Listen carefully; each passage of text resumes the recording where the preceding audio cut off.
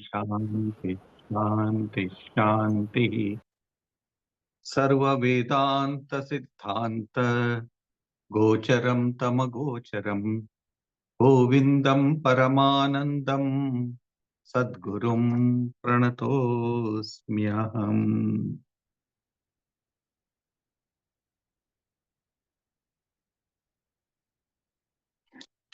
Sri Shankaracharya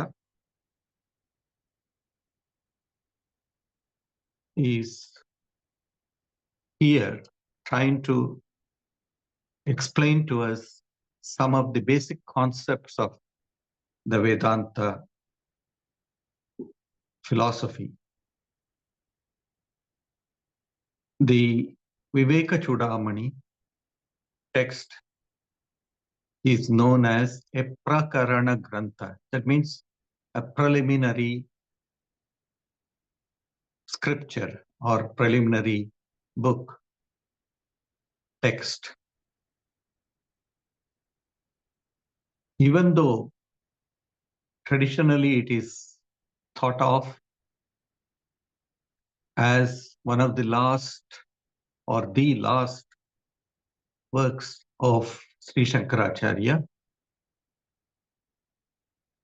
the concepts that are produced here are extraordinary.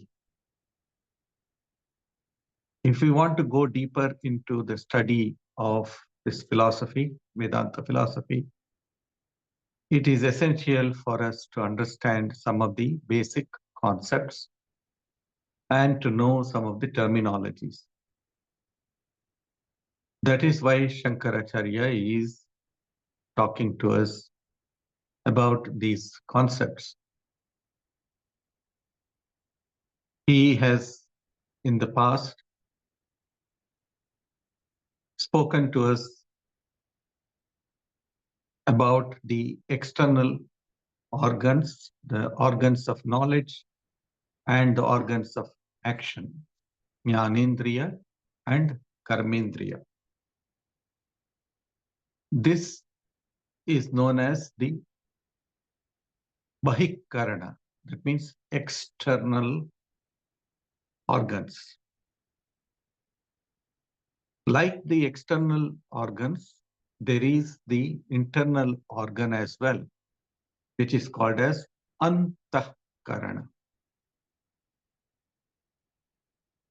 The gross body and the internal organs, the external gross body as well as the internal organs, together constitute our psychophysical system, mind and the body. So we cannot exclude them. Both have to be simultaneously be studied and simultaneously understood, as well as it should be also regulated. We don't say controlled, but we say it should be regulated. So this inner organ in the 93rd verse and the 94th verse, which we studied last time, Shankaracharya has spoken about the Antahkarana, the inner organ, which is the Manas, the Buddhi, the ego or Chitta, ego and the Chitta, Mana, Buddhi, Ahankara and Chitta, or Chitta and Ahankara. So they are all one. The Antahkarana is one. The internal organ is one. But it has 4 functions. And therefore, they have these 4 names, which are called as functional names. So what does a particular organ do? Or when our mind or our inner organ is in a particular state, then we take that state and say, this is mind. The same thing, when it does something else, we call it the buddhi, the intellect. And then when the same thing does something else, we call it the ahankara or ego. And the same thing again is called as chitta. So traditionally, we name them differently, even though they are all an integrated whole. So according to the function, just to give a very common example, I am known as a child to my mother. Even though I am much older, yet my mother will look upon myself as her child. You are never too, too large for the child, for the mother, sorry. Similarly, a man becomes a husband to the wife or a father to the child. Each of these have distinct functions. The personality has got distinct functions. Similarly, this antakarana, the inner organ, it functions at different times, and therefore we name them as in different ways. So what is the function of the manaha or the mind? Manastu sankalpa vikalpanadibihi. Sankalpa vikalpanadibihi. What does it do? It considers the pros and cons of a thing. But again, it is in an indecisive state. That is why we say, my mind is not steady, we say. Very often we say this, my mind is unsteady. So that is to say, it is indecisive. It is not able to make a firm decision upon anything. And when we see something, for example, there is some doubt, or when we meet somebody whom I have not met for a very long time, there is a doubt. Is this same person, or is this person a different person? So there is this indecisiveness, and mind is that which causes this. Another example that is given is that while walking in the bushwalking, something stings in our arm, and we have not seen. Probably I am walking and I have not seen what that is. But there is a sting and I can feel the pain from the sting. But I am not able to make out what stung me. If I have been stung before and I have felt the same, I have had the same experience, then I will surmise that, oh, this is a bee, or I will say this is a mosquito, even though I have not seen it, or I have not witnessed it. So this is what is called as the manas. The mind is unable to make a decision about what it is. But when we relate this experience to a previous experience, for example, there are different experiences when a bee is stung or a mosquito is bitten. So there are different experiences. So my buddhi, the intellect, it determines and says that, well, this is not a mosquito, this is a bee that has stung. So this is called as the buddhi. Buddhi Padartha adhyavasaya dharmataha. It determines the truth of objects. Yes, this is it. It makes a decision about it. Of course, sometimes the buddhi also can sway you away, but that's a different question. But in general, the buddhi or the intellect, it determines and it says this is, this it is buddhi. But the mind is always vacillating, whether this is true or not, whether this is correct or wrong. So it keeps on wavering whenever we see this. Some people have such a wavering mind that they cannot make any decisions at all because their buddhi, the buddhi cannot be just said as intellect, but their buddhi, their understanding is not very firm. They have not developed it very well. So, and then he says the ego, that is atra abhimanat aham iti aham iti ahankritihi aham atra abhimana. That means this is my own self. I will say this is my body. This is my body. Yet, even though I always think that this is my body, just as I own the phone, or just as I own a car. In the same way, I own this body and said, this is my body.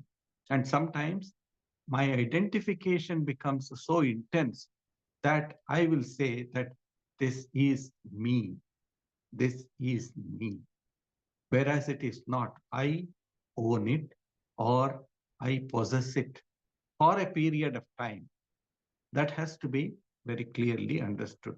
But the ego is that which connects that self or the soul with the objects and then tries to appropriate it, tries to make it its very own.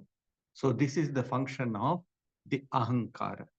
Sometimes we say, oh, that person's ego is a Himalayan ego. They say he or she has got a Himalayan ego. That is to say, that person's ego is so great that that person does not care for anything or anybody else.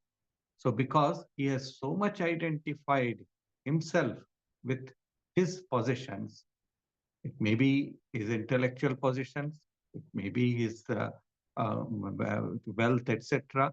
But that person just identifies himself with that.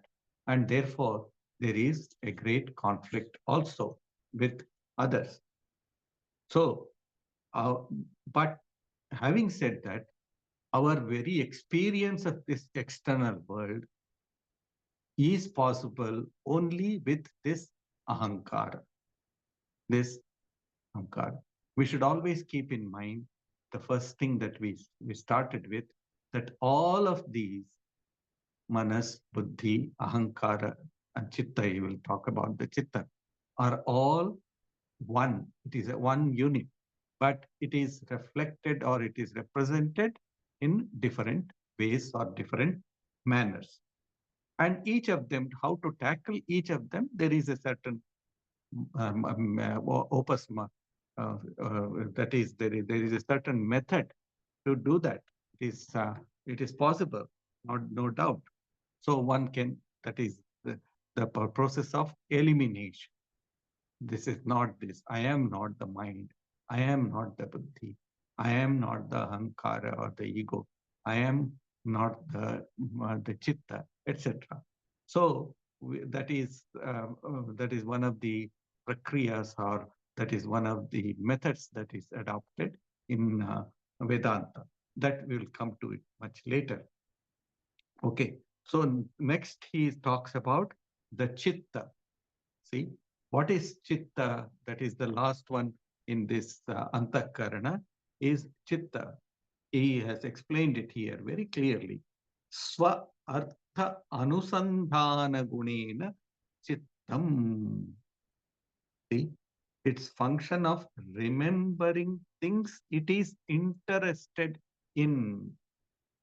That is to say, if you shine a light on some object, that is to say, you are interested in knowing about that object. Okay? So, when you shine the light on that object, when it reveals its nature, then that is called as the chitta over here. The example is only to be for example exemplification, so we should not take it literally over there. So here he says the function of this antakarana or this internal organ of remembering things it is interested in. It may be the things that are interested in this life. It may be things that are interested in the past life, etc. So chitta, what it does is it keeps on bringing up those things that it is interested in. For example, it happens to us very often when we are having an argument with our friends or our enemies, whatever you call it. So when we are doing so that, suddenly from out of yourself, you remember something that has happened in the past, long ago, years ago. Maybe it may be even in childhood, in adolescence or in childhood, or even earlier. So it remembers something and suddenly it comes up, it surfaces, and then you will get some some masala or some material for your argument or material for your quarrel with the other person. So that's what the chitta does. It just stirs up. It just stirs up and then brings it up, reveals certain things which it is interested in. So all of this is a function of the antakarana. Some people even say that chitta is nothing but another form of the mind. Some of the scholars, they are of that opinion. So whatever it is, but traditionally, Vedanta, it puts in front of us these four different aspects of the antakarana or the internal internal organ. So,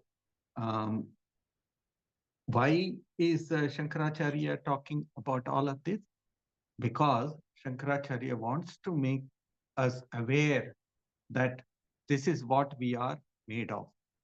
And a time should come when we should be able to disassociate ourselves from these things. That is the reason. If you do not know what a certain thing is, then you won't know what to avoid. So naturally, when you have an allergy, for example, you don't know what that allergy is. So nowadays you have many tests. So you go through the test, and then the test identifies, okay, you are allergic to this particular food or this particular chemical. So avoid this. So once you have that knowledge, then you will avoid it for all time to come. Similarly, here also Shankaracharya is talking to us about this.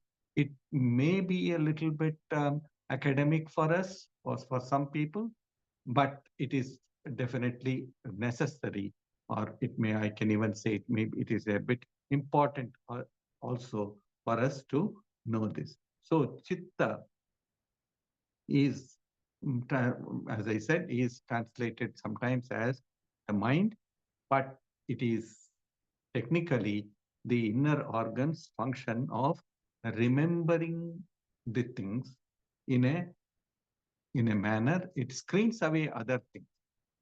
Just imagine if the chitta can brings out all the things that have happened in the past and dumps it in front of us, our life will become hell.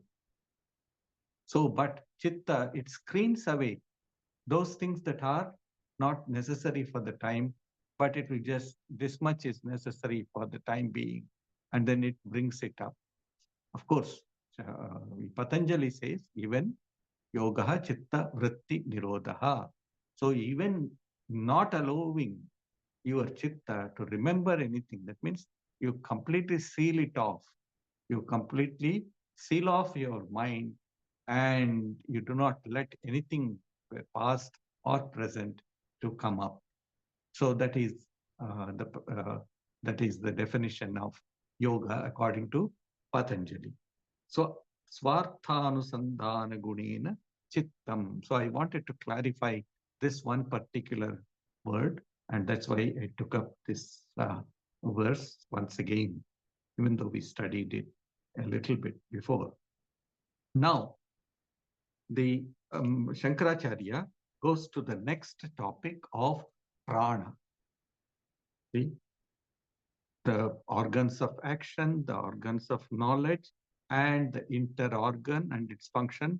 All of these things has been explained. But all of these are animated, or all of these are supplied with energy. And this energy is, without this energy, no function is possible. Physical function or mental function is impossible without this energy. And this he terms as prana. So we will go to the 95th verse. Pranapana vyano dana samana bhavatyasau pranaha swayameva vritti bhedat vikriti bhedat suvarna saliladivat. One and the same prana, vital force, becomes prana, apana, vyana, udana, samana, according to their diversity of functions and modifications, like gold, water, and the like. See? The same thing, it manifests in different manners.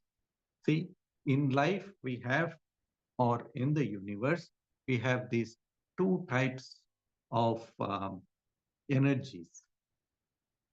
One is called the bioenergy, that which functions through this individual body. And the other is what is known as the geoenergy, the geological energy which is functioning outside of us in the universe. So all the electricity or gravitation or magnetism or anything, even we can put in the nuclear force, etc. All of that, they are different forms of energy, and they come under the geosphere, or the physical energy that is outside, physical energy that is manifest in the geosphere, in the external world. Similarly, there is a sphere within ourselves, and this is called as the prana. See, this is called as the bioenergy. Bio means life. See, and the energy is bioenergy, that is called as the life energy that is functioning within our own self. And we can also call it as Chit and Achit. Chit is that which has life, that is the bioenergy. Achit is that which is not live, so to say, that which has to get some energy or some life from somewhere, like like the sun supplies electricity, or the Akasha or space supplies also electricity and communications, etc., are all because of that Akasha. Then there is gravitation, there is magnetism, etc. All of them, behind that, there is an energy which makes them function. Similarly, within our own being, there is what is called as the prana. Prana. So the prana, of course, in general, prana means the breathing. Prana means breathing. That is from the chest and above, whatever is because of that prana. But the Vedanta has classified the prana, that is the life force, into 5 parts. What are those? Prana, apana, dhyana, udana, and samana. Prana, apana, dhyano, samana. And he says, swayameva vritti bhedat, vikriti bhedat. According to the diversity of functions and modifications. And he gives an example like gold. See, you take gold and then you melt gold and you mold it into different ornaments. So in the same way, water also. Water, it can be, you can see water in the form of a wave, water in the form of bubbles, or water in the form of ice, or even water in the form of vapor. All of those have got different names, but they are all different forms of the same thing called water. In the same way, prana, when it works in different forms, it is called as the prana, apana, vyana, udana, samana. So technically, according to Vedanta, technically, prana generally refers to the energy that is functioning from the upper portion of the body, that is through the nostrils, etc. And then it goes through the whole body, runs through the different parts of the body. So prana, apana is the energy that is functioning through the lower portion of the body. So it helps in excreting the fecal matter, etc. So that is called as apana.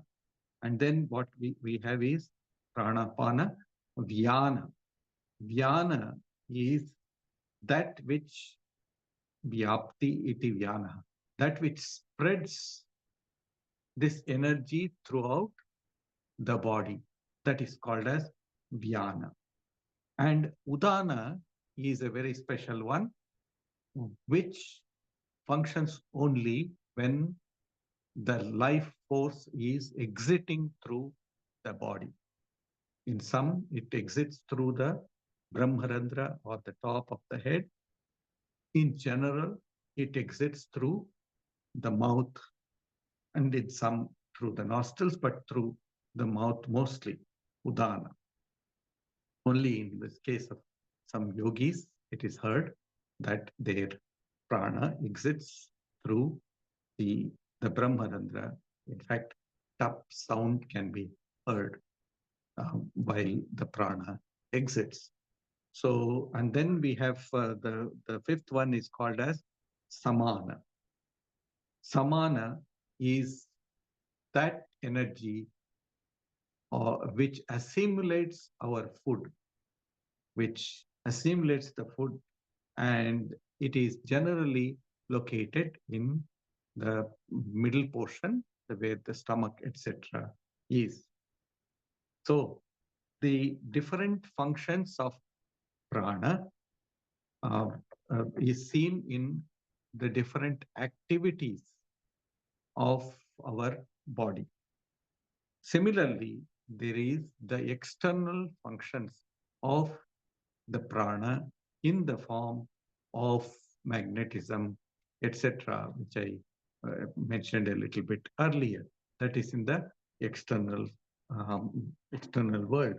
Prana, apana, yana, udana, samana, bhavatyasau pranaha swayameva vritti bhedat, vikriti bhedat, suvarna saliladivat. It's a we beings, especially, I mean, not only humans, but other beings, all of the beings survive because of this existence of prana. So this is called as the bioenergy. If this bioenergy is properly maintained, if this bioenergy is properly regulated, then the body as well as the mind keeps fit and healthy. Where there is a little bit of irregularity in the prana, the whole body reacts. And as a result of such reaction, there is sickness and illness, etc. So that has to be understood over here. In the next verse, 96th verse, Shankaracharya talks about the subtle body, the Sukshma Sharira. Vag Adi Pancha, Sravanadi Pancha, Pranadi Pancha, Pramukani Pancha, Buddhyadya Vidya Pichakama Karmani, Puryashtakam Sukshma Shariram Ahuhu. Vak Adi Pancha, the 5 organs of action, such as speech, the 5 organs of knowledge, such as the ear, the group of 5 pranas, the 5 elements ending with the ether, together with buddhi and the rest, as also nescience. What is nescience? We will see that. Nescience, desire and action. These 8 cities make up what is called as the subtle body. After explaining what the gross body is, now Shankaracharya is talking about the subtle body. We function through both these 2 bodies, that is the gross body as well as the subtle body. So what is it now? He says, first is Vak Adi. Vak, Pani, Pada, Payu, Upastha. These are the 5. Adi means by saying Adi, etc., Shankaracharya thinks that we are aware of the technical words. Therefore, he does not go and explain all of that. So he says Vak, but from other texts, we come to know that these are the 5 organs of action. Vak, that is speech. Pani. Pani is the palms or the hands. Pada, that means the feet. Payu Upastha, the organ of generation and the organ of expression. These are the 5 organs of action, which is common to all of us, especially the human beings. There are some beings which do not have some of them, but most of them have that. Vak Adi Pancha. Then Sravana Adi Pancha. Sravana, that means hearing. Sravana Adi Pancha. So such as the ear, etc.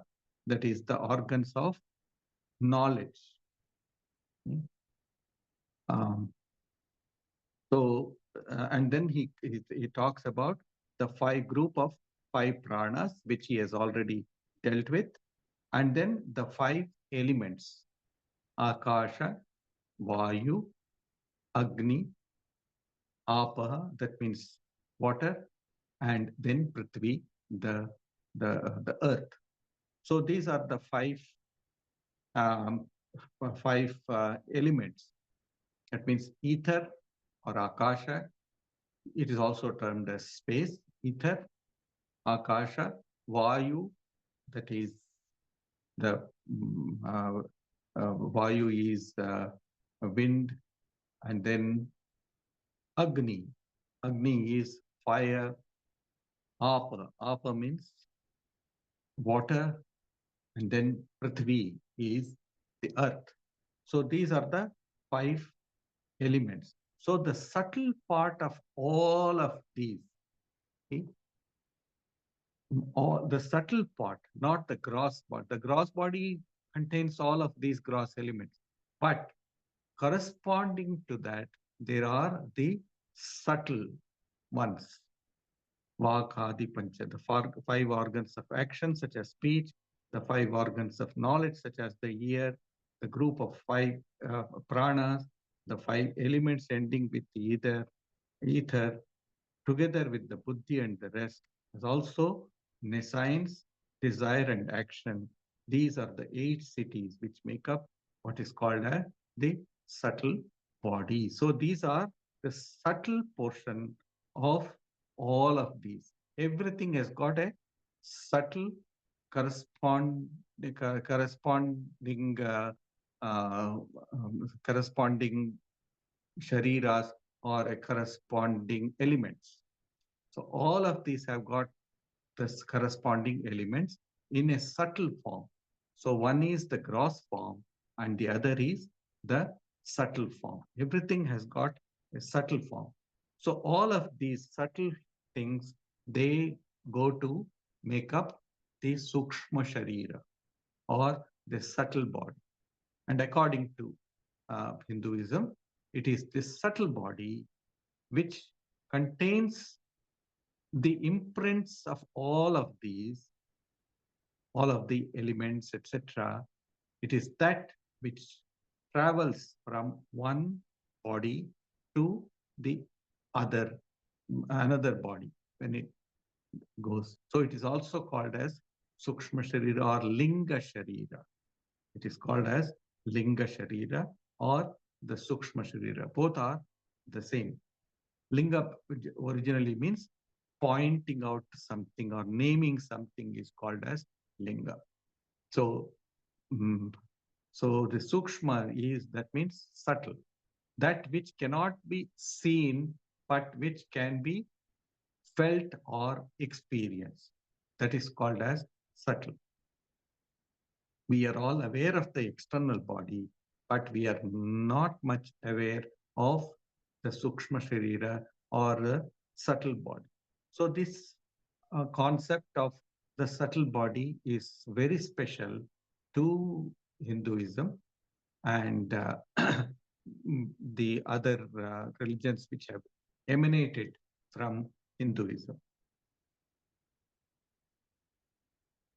Idam shariram shrinu sukshma sangnitam lingam tvapanchikrita bhuta sambhavam tavasanam karma phalanubhavakam swajnanato anadirupadhiratmanaha. See, idam shariram, he says, you listen, this subtle body, called also the linga sharira or the linga body, is produced out of the elements before their subdividing and combining with each other, is possessed of latent impressions and causes the soul to experience the fruits of its past actions. It is a beginningless superimposition on the soul brought on by its own ignorance. See, he says here, this subtle body is possessed of the impressions. The impressions, sa vasanam, that means the impressions. that are latent. It is there, but you cannot see them really. It is there. Some thoughts are there within us, but we cannot experience it or we cannot express it. But it is there, hidden somewhere. It might have come from some past births, or it might have come some experiences from our babyhood or even childhood. It is possible, but they all have made some impressions. They call them as grooves. See, these grooves have already been made within us. And therefore, we sometimes get into those grooves and then we find ourselves troubled by such experiences. So he says here that this subtle body is produced of the is produced out of the elements before they subdividing and complete. Panchikrita. That means this is a process in Vedanta wherein you you combine certain parts. For example, each of the 5 elements that are there, it is divided into 2 equal parts. One element, for example, Akasha, you take and it is divided into 2 equal parts.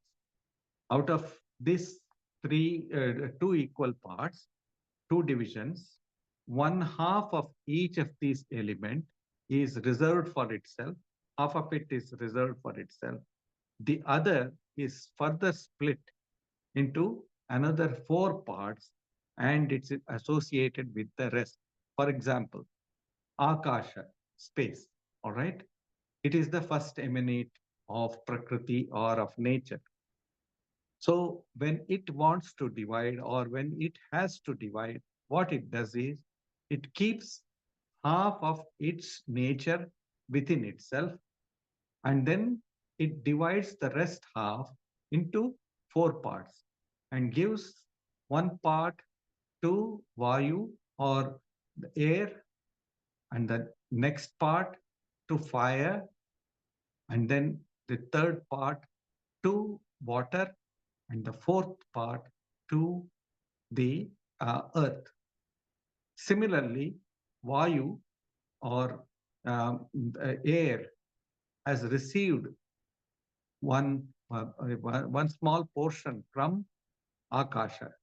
So it divides itself again into 2, that is, it keeps half of it to itself, again divides itself into 3 parts and gives one part to fire, one part to water, and another part to uh, to the earth. So this is a process called Panchikarana. That means subdivision, combining and subdivision and combining.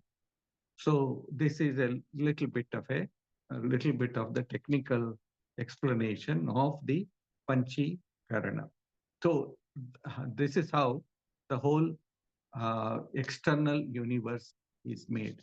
I hope some experiments will be forthcoming in the next few years, I hope, and they will come to this to this important conclusion that indeed all of the elements contain the rest of them within themselves. For example, the um, uh, even water. Water contains in itself fire, water contains in itself air, water contains in itself space, and water contains in itself the earth also. Like that, some conclusion will be coming. But Vedanta has already come up with these explanations for our sake. I hope and wish that in future science will be able to prove this to its conclusion and say, yes, what Vedanta has said is really true. So this subtle body that we all possess, it causes the embodied soul to experience the fruits of all of its past actions. It is this subtle body that carries along with it all the impressions or all the data from our past, and also it carries the present uh, experiences as well. So uh, the handling of these impressions, these vasanas, is the real task for a sadhaka, for a spiritual aspirant. How can I handle all these impressions? And that is the real education that we should have in our life. Not just reading from these books, but trying to understand the essence of these and to put it in our practice and say, how can I get rid of these passions or these impressions that have been caused? See, there is, it is said that there is no impression that cannot be obliterated or removed. Only it needs a little bit of hard work. Every impression can be removed. Every impression can be got rid of. There is no doubt about that. So when our Vedanta says, when there is knowledge, when there is the light of knowledge or the fire of knowledge, when it starts burning within ourselves, then all of these vasanas or all of these impressions will be burnt away. Sri Ramakrishna gives a beautiful example. We cut open a jackfruit, but before cutting open the jackfruit, we need to smear our hands with oil. Otherwise, the sticky juice from the fruit will stick into our hands and it will not let us do our work. Similarly, we should have the knowledge of the Atman. And once the knowledge of the Atman starts burning within us, the knowledge of the self starts burning within us, slowly and slowly, unknown to us, these vasanas or these impressions start burning. They will keep on burning, and a time will come when they will be completely burnt into ashes. That is why the spiritual aspirants are asked to practice their spiritual disciplines without let or hindrance. Do not stop it under any circumstance. One of our Swamis, Yatishwaranand, he used to say, there is no holiday for spiritual life. There is holiday for the body, no doubt, but there is no holiday for spiritual aspirants. You will have to be always aware. You should be working all the time within, that is to say, knowledge, this Atma Jnana must be burning within every one of us all the time. So here he says in the next verse, idam shariram shranu sukshma sangnitam lingam tvapanchikrita bhuta sambhavam savasanam karma phalanubhavakam swa ajnanato anadirupad anadirupadiratmana swagnya ajnanataha, because it is our own ignorance that is what is making us pile impressions upon impressions, pile vasanas over vasanas. I'm using the Sanskrit word vasanas, that is impressions upon impressions. And so what happens is, if you keep on piling more and more and more, it is hard for you to get rid of it. Even by burning also, it takes a long period of time. But a sadhaka is one who will not be disheartened by this. He will say, all right, let it take time. I have all the time in the world. I will keep on going forward. I will keep on burning the light of knowledge within myself. Let it burn even as a small flame, but yet it is always a light. It is always burn, and slowly that burning will remove all of our impressions and then will make us pure. And then the time will come when there is total burning of this, and therefore one will not return back into this place, and one will have total mukti or total liberation. So here we will stop, and in the next verse, Shankaracharya is talking about the three states of our, actually four states, our four states of our existence: Jagrat, Swapna, Sushupti, and Turiya Avastha. Jagrat is waking state, Swapna is the dream state, Sushupti is the deep sleep state, and then Turiya is beyond the deep sleep. It's a state where you will feel oneness with the divine. Yet you will have a little bit consciousness of the external world, but most but most of the external world will be obliterated, will not have any, will not make any impression on you. So that is where we will, that is what we will study when we meet next in 2 weeks time. Om Shanti, Shanti, Shanti. Hari Om Tat Sat. Shri Ram Krishna. Thank you, Swamiji. Thank you. Thank you very much. Thank you, Swamiji. Thank you. Thank you, Swamiji. Thank you, Swamiji. Hari Om. Hari Om. Can I have asked a question? Yes, please. You rightly mentioned about how we all the subtle body carries over and how we have to remove the experiences. Would you be able to elaborate a bit more on our daily practice, how we can do that? Yes, that's a very, very good question you have asked. I'm glad you did ask that question.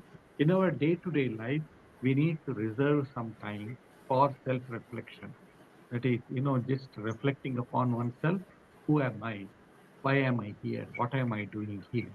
That is the first step, is asking oneself what I am doing. What did I do yesterday? And how can I make myself a better person today?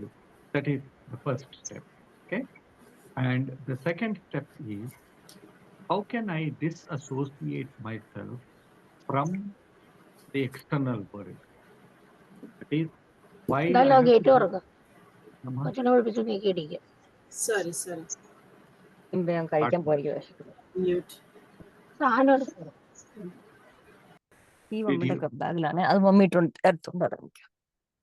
Hello. Yes, sorry. Somebody was interjecting. That's okay. So that is what it is. In our day-to-day life, we need to make sure, of course, bhakti, that is worship and everything, is very, very important. There is no doubt. We should not look down upon it, or we should not reduce it also. We should do our worship or chanting, etc. All of that is there. But always become aware that the self within and the self, that is the Paramatman or the Supreme Being, are one. So that oneness feeling must always be developed within ourselves. See, what happens is, when Sri Ramakrishna's very beautiful example, he says, if you go towards the east, you will leave behind the west. That is to say, if you keep on going towards the divine and having this vehicle of the body and the mind, etc., the antakarana, having them as your vehicles, if you can go towards the east, you will be leaving behind all of these vasanas, etc.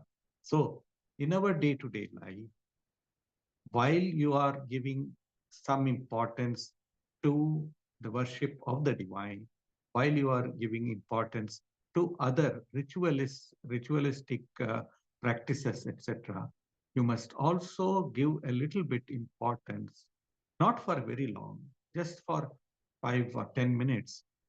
5 minutes is the minimum that you should give. A little more, 10 minutes will be desirable. So give a little bit time for thinking of yourself as the self or as the Atman. Disassociating yourself from the body. I am not the body, I am not the mind, and I am the supreme being, or I am the self. This, whatever language you want to use, it is up to you. So you have to do that every day. What happens is that when you do that, then those things, the vasanas or those impressions which have been bothering us, bothering you, it will be left behind.